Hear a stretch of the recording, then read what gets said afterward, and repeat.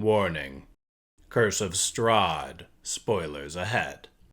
We rejoin Zayli the Ranger, Nala the Druid, Badakas the Rogue, Torin the Paladin, Zandala and Boblia, just as Ismark and Irina solemnly walk over to Kolyan and Durovich's coffin and lift it. As the party exits the Burgomaster's mansion, they witness a very old woman pushing a decrepit cart with wheels that squeal in protest. Badakas will go get some food from this nice grandma. She doesn't look suspicious at all. Dream pastries? Dream pastries? Escape the misery for a couple hours? Nope, I don't do drugs, ma'am. Oh good, the neighborhood drug dealer. Badakas wants a pastry. Badakas, you don't drink, but you're gonna do the drugs? How much do they cost, ma'am? Okay then. Ooh, look at you, so cute. They cost a gold apiece, my dear. The elderly woman hands Badakas what looks to be a meat pie. Thank you. Badakas will save this for later. What are these pies called? They're dream pastries. It allows you to escape the misery of this tortured land for a couple hours and then you'll come back. But don't worry, I'm always making more. Oh, drugs are fun.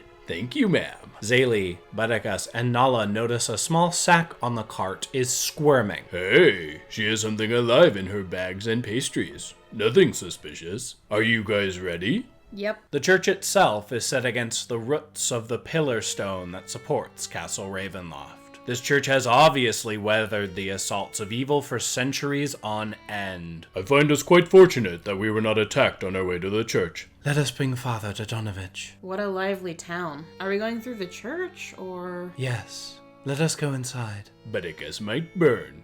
Churches don't like Badakas. Or do they? Depends on the church.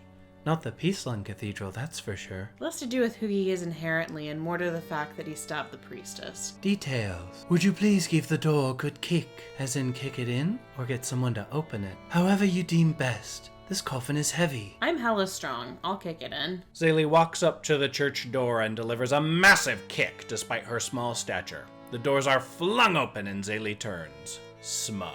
Inside is a long hall leading to a brightly lit chapel. The hall itself isn't lit and reeks of mildew. Even at this distance, it is clear the chapel is strewn with debris, and the party hears a soft, ragged voice from within, someone reciting a prayer. Suddenly, the prayer is blotted out by inhuman screaming that rises from beneath the floor.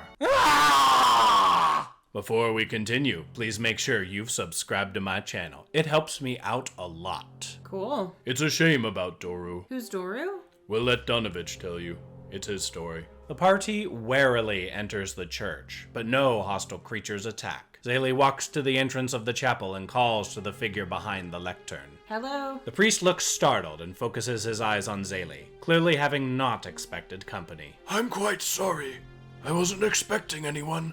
Not since. Yeah, this place is terrifying. The chapel looks worse up close. The place has clearly been ransacked, though the randomness of the destruction does not indicate why the destruction occurred. The only thing missing from the chapel is shadow, thanks to the positively absurd number of candles lit in various sconces. The eerie scene is interrupted by another sudden scream. Father, I'm starving. Who's that? That is my son, Doru, or what's left of him. Father, we are here to bury Kolyan's body. I am deeply sorry to hear of his passing. We must make preparations for a dawn burial so that the ceremony please the Morning Lord. Why can't we do it now? You must have the blessing of the Morning Lord in an attempt to set Kolyan's soul free from this wretched place. Did you know about this, Ismark? Rumor has it the Morning Lord has forsaken us, for the sun does not truly shine in Barovia. I haven't seen you before, have I? Ismark, who are these people? I'm hoping they're going to take Irina somewhere safe, like Vallaki. Have you considered Kresk? That holy figure in the abbey might be able to protect her from the vampire. It has been long since anyone has hailed from Kresk. Are you sure they're still alive? Ismark, if you knew we had to bury him at dawn, why didn't we just wait at your safe house until dawn and bury Kolyan then? I did not know that Donovich would ask us to wait until dawn. For that, I offer my apologies. Nothing ever goes wrong in games called Until Dawn. It all ends perfectly and everyone survives. While we wait for the morning, Badakas will nap on this piece of pew. Someone has to die for someone to eat. How's Doru? Father, I'm so hungry. Just a drop of blood or a tender steak.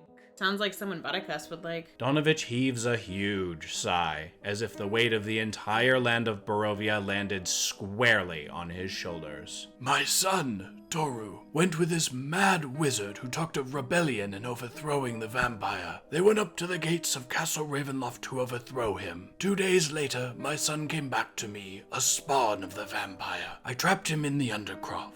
He's been there for most of a year since. I do not dare feed him because I would not disrespect the Morning Lord by feeding a creature of undeath. Is there a cure for vampirism? I have been praying to the Morning Lord day and night, hoping to find one, and he has refused to answer. I feel like we should ask other churches about possible cures for this because I've got no idea. We should set a watch and get some rest. See something, say something.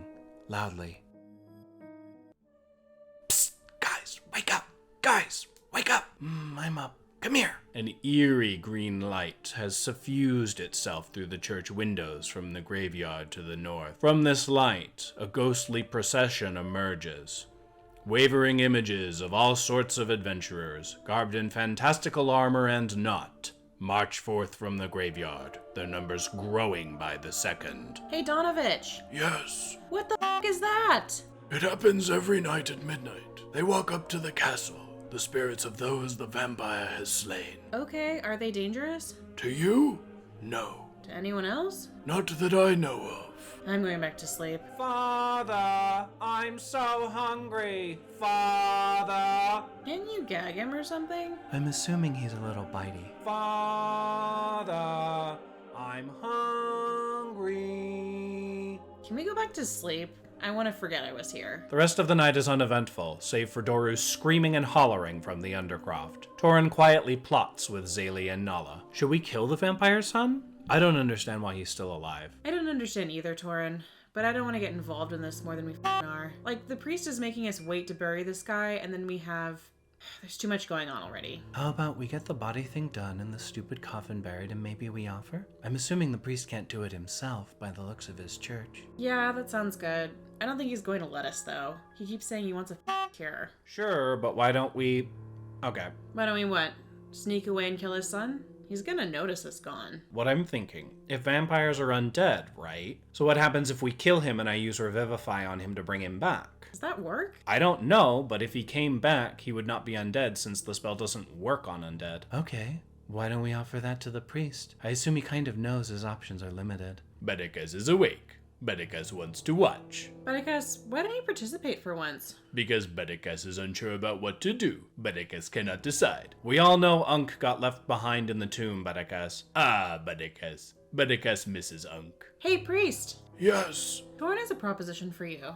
Torin? Okay, so we're gonna go kill Doru. No, you will do no such thing while I draw breath. Okay, I guess that settles that. Never mind. Guys, do we go kill him anyways? Torin, why did you say we were gonna bring him back? He interrupted me. And maybe he interrupted you because you led with his son dying, full stop period? The worst possible way to explain the plan. He interrupted me. How was I supposed to get that out when he interrupted? You couldn't start talking after that? You literally just said, okay, never mind. You guys talk to him and tell him I'll bring Doru back. Theoretically. I don't know. Well, do we want to bury the body first? Yeah, let's bury the body. I'm so sick of this. Father, just a mouthful. Bedikas is awake. Bedikas does not understand why the young man yells so much. Bedikas will pass the time praying with a moldy finger. Let's get this over with. Ismark and Irina pick up Kolyon's coffin and follow Donovich out into the graveyard. The party slowly follows, keeping an eye on the surrounding mist. The graveyard is an ancient burial site. It is so old that over half the stones no longer have markings due to weathering. Donovich walks to an open grave. All right. Ismark, Irina, lower him in, please. Did anyone bring a shovel? Lost mine in the tomb. If no one has a shovel, we'll need to use our hands. Everyone please start pushing dirt. I'm pretty sure one of us has a shovel. Torin? Nala? Bedikas? Anyone? Does no one have a shovel? Bedikas has needed a shovel for some time, but Bedikas gets by dumping evidence in the sewers. Donovich, do you not have a shovel? What do you normally bury people with? This is a graveyard. Well, if it's any consolation, there's not usually much left to bury. How would that be consolation? It's why I never saw fit to replace my shovel after it broke, at least with all the casualties from the last year. Over the course of half an hour, Torin, Nala, and Zaylee help Irina, Ismark, and Donovich bury Kolyan's body. Donovich stamps down the dirt and begins reciting prayers and last rites to the Morning Lord in a hoarse voice. After the burial and last rites are complete, Donovich walks silently back to the church. Cool, so we done? He is buried. May he rest in peace. It is time for you to leave, sister. Where are we headed, adventurers? It is our destination Krezk, like Donovich said, or shall we go to Vallaki? Bedeke says we can flip a coin. Isn't Vallaki a fortified town? It is, yes. Wait a second, how did Kolyan come to pass? I'm not a cleric, but it appears he died clutching his heart. Uh-huh. Why do you ask? So your father died of a heart attack right after he asked people to surround this land with symbols of good? What do you mean? Nala, do you want to show them the letter? Sure, take it. This is my father's handwriting, and the way he speaks. We found it on a dead guy. Where? A few miles outside of here, by the main gate, southwest a bit. Last we left it, there were wolves coming to devour his body. That's quite dark. I feel like it's appropriate to warn you, since you're going to head much deeper into Barovia than we perhaps all expected. The wolves and bats of this land are the vampire spies. You would do well to avoid them. That was obvious by the fact that they were wolves, you know. Well, not everyone is as intelligent as you feel you are. The wolves seemed okay. Bedekes was told there would be blood. Brother, why don't we head back to father's mansion so I can get my things? Then I can leave. Adventurers, is that alright with you? Sure. Torin, do you want to do the thing we talked about last night? Gluck, Yeet. gluck. Nala, would you please escort them back to the house? Unless you want in? I'm fine escorting them unless you need me for glurking. We might. Do you think we can trust Zandala to do it? Yep. Zandala, would you please escort Ismark and Irina back to the Burgomaster's mansion and then come join us here? Are you sure? You mean you're going to send us back with one person? She has the power of 3 people. Ismark looks skeptical, but is unwilling to challenge the claim. I appreciate your help. Come, Zandala, Irina, let us make haste. As the trio fades into the mist, Torin, Nala, Bedekas, and Zayli concoct a plan to distract Donovich so they can kill Doru. I vote we go in there, glurk the guy, and we're gonna get out. You're gonna revivify him, right? Well, yeah, but if it doesn't work, then we're gonna need to get out. Oh yeah, we get the out. Bedekas, can you sneak inside and figure out how we can get to the little vampire, please? The itty bitty vampire. How would Bedekes do that? I don't know. Bedekes will figure out some way to the vampire. But remember, shh. Bedekas walks up to the aged church doors and slowly opens them, pausing just as they start to squeal in protest. Bedekas noiselessly slips inside the church and quietly starts hunting for anything that would suggest a makeshift prison for a little vampire. Bedekes will check these rooms to try and find anything interesting. 2 rooms are bedrooms, and one appears to be some kind of study. The last room, however, contains a trap door that has been secured with a heavy padlock and chains. Bedekes is confident Bedekes wants nothing to do with that door in the floor that probably leads to the little vampire who is always hungry, like Bedekes. Bedekas, did you find anything? Bedekas decides to phone Torin on their sending stones. Hey, what? Torin's voice echoes a bit, almost like something is listening in on the conversation. Bedekes found a room of an old man and a room of a young man with symbols and beds and blankets and a room with books. But Bedekes found a room with a door in the floor that is locked. Can Bedekes have an order of roast chicken delivered to the inn? Bedekes does not want anyone watching Bedekes eat. What are you talking about? There are too many curious people in this town. Bedekas, it's Torin. What are you doing? Hello, is this chicken restaurant deluxe? Bedekes wants some roasted chicken. Bedekes doesn't know a Torin. Torin abruptly silences his sending stone and sighs. Bedekas emerges from the church a moment later. Torin! Torin! Sorry for the rudeness. Bedekes thinks someone was listening. Bedekes perceived it with Bedekes' perception. Wait, you mean someone was listening in on our sending stone conversation? Yes.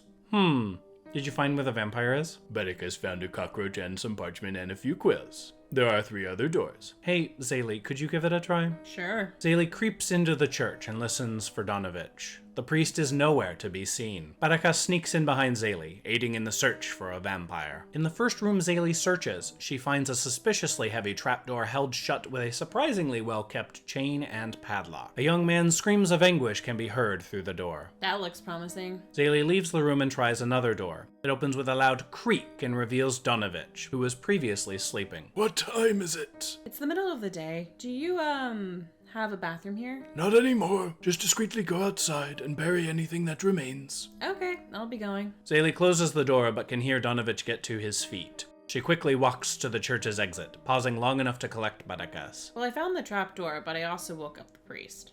We can use it to scare evil people. Do we have any kind of sleep spell other than hitting him on the head? Butticus could distract him. How would Butticus distract the priest? Be yourself, Butticus. No? Now seems like a good time. Just make sure he's not looking at the door. Butticus re-enters the church, throwing the doors wide and making as much noise as he possibly can. He can see Donovich across the church, but the latter has turned towards Butticus, presumably out of surprise at the level of sudden noise. Can I help you? Hey, Butticus needs to go to the bathroom really bad. Butticus has had some bad water in town and it has made Butticus loose. Well, Butticus, you're going to have to go outside. There's not a bathroom here. I just told your friend that. So now where is the bathroom? Please can Butticus use it? Which friend? I don't know. The short one. Oh, Nala. Got it. Butticus can't wait. Butticus kicks around some broken bench pieces to make a circular hole on the ground. What are you doing? Butticus needs to go. No, go outside. Don't go inside. Butticus is trying to figure out how to turn Donovich's vision from the door, since the latter can still see the entrance, just not the rest of the party hiding outside. Butticus starts undoing his trousers. Butticus can't wait. Donovich runs over to Butticus, swinging his prayer book. This does, however, break his line of sight to the door. No! Do not defile my church anymore! Ouch, that hurts. Butticus runs away and makes a different wooden circle in another area, forcing the antagonized Donovich to follow. Nala casts Pass Without Trace while she, Zaylee, and Torin sneak into the room containing the trap door. Butticus continues to run around the church, making small circles from wood while Donovich is in hot pursuit, yelling things to the effect of, Don't be in my church! How would you feel if I did this in your home? Ever the actor, Butticus cowers in a corner with his pants pulled down. Then, Butticus suddenly hikes his trousers back up and charges across the church to make more wooden circles. Ouch, ouch, let Butticus poop. Butticus drink bad water. I have this axe. We could use this to break the chains. Why don't you just use your spear? Seems less effective, but I can, I guess. Zaylee whips out her death spear and strikes the chains. Unsurprisingly, the chains disintegrate and the trapdoor, while stuck, is pried open. The church's undercroft is a dark, sad place of neglect and undeath. Rot-covered pillars strain under the weight of the floor above, and candlelight from the chapel slips through small cracks, barely illuminating a gaunt shape in the far corner of the undercroft. Are we just going to attack him, or what? Gotta die before we can bring him back. Let me out of here. I can smell your blood, and I'll take it from you. Hold the stairs, Torin. Got it. Ah! Father! They're killing me! We'd better hurry up. Yeah, we're gonna have to deal with him soon. Upstairs, Donovich loses all interest in Butticus and runs to the undercroft, trying to stop the party from killing his undead son. Guys, he's coming. Butticus can no longer distract him. Zaylee hop steps forwards and stabs Doru with her spear, skewering his scrawny body. With a final sunbeam blast, Doru's limp body falls to the ground just as Donovich comes into view. Donovich howls with anguish at its son's second death, but Torin quickly leans down to cast Revivify. Miraculously, Doru stirs. My players, not wanting to field questions about killing Doru, quickly excuse themselves from the church and head south through the village of Barovia to the burgomaster's house for Zandala and Irina. Hear ye, hear ye! By the order of Baron Valakovich, the Wolf's Head Jamboree will commence tomorrow at midday! Attendants and children are required! Bikes will be provided. All will be well. Bold. I was convinced Donovich would weep until his end. The four together are strong, but to rule, one must stand alone. Lucian's defiance has long evaded my wrath. Let us prepare for the feast. A quick thank you to my patrons. And thank you all so much for watching. If you enjoyed this video, please hit that subscribe button, smash that like button, share this video on your Twitter, Facebook, or other social media, and consider becoming one of my patrons on Patreon. I'll see you all next time.